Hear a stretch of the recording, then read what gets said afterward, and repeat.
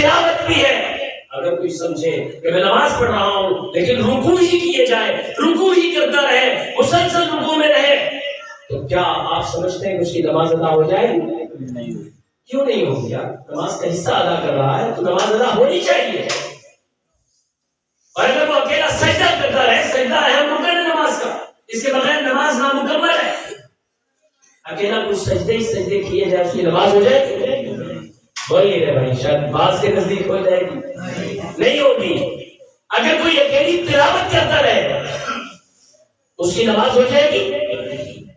اگر کوئی کھڑا رہے، قیام ضروری ہے، قیام رکن ہے، اور کھڑا ہی رہے پھر ہٹ کے پھر کھڑا ہو جائے، نماز نہیں ہوتی. کیونکہ یہ نماز کے حصے ہیں. نماز کو جب تک آپ مکمل نہیں کرو گے اس وقت تک نماز پہ نمازی کہلانے کے حقدار نہیں بنو گے. نماز ادا کرنے کا ثواب آپ کو نہیں ملے گا.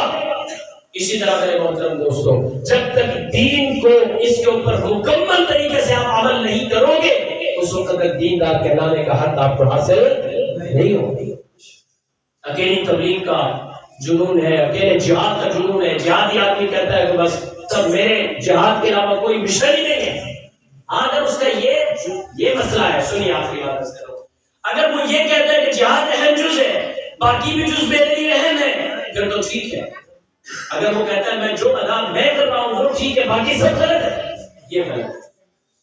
اگر تبلیغ میں جانے والا یہ کہتا ہے کہ جو میں کام کر رہا ہوں میرے نزدیک اس کی بھی اہمیت ہے، دیگر کاموں کی بھی اہمیت ہے، یہ ٹھیک. اگر یہ کہتا ہے جو میں کام کر رہا ہوں وہ ٹھیک ہے، باقی غلط ہے، تو یہ غلط ہے.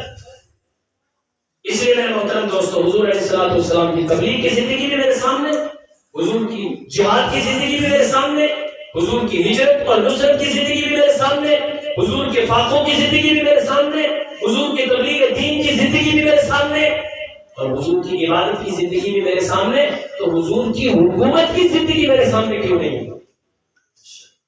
حضور علیہ السلام کی حکومت کا دوران یہ میرے سامنے کیوں نہیں ہے؟ میرا مولوی بھی اس کا ذکر نہیں کرتا، میری عوام بھی اسے سننے کے لیے تیار نہیں ہوتی. جنازے کا مسئلہ بھی عالم سے پوچھتے ہیں، قرآن کی تلاوت بھی عالم سے پوچھتے ہیں، صدقہ و خیرات کا مسئلہ بھی عالم سے پوچھتے ہیں، نماز اور حج کا مسئلہ بھی عالم سے پوچھتے ہیں، اور حج اور عمرے کا مسئلہ بھی عالم سے پوچھتے ہیں، مسجد کی ترتیب بھی عالم سے پوچھتے ہیں، اور زندگی کے اصول بھی عالم سے پوچھتے ہیں. لیکن جب بات اللہ کی زمین پر اللہ کا نظام قائم کرنے کی آتی ہے تو پھر کہتے ہیں یہ مسئلہ ہم چودھری صاحب سے پوچھیں گے. جو تمہیں پیدائش سے لے کر مرنے تک کا مسئلہ بتاتا ہے وہ تمہیں یہ نہیں بتائے گا کہ اللہ کا نظام کیسے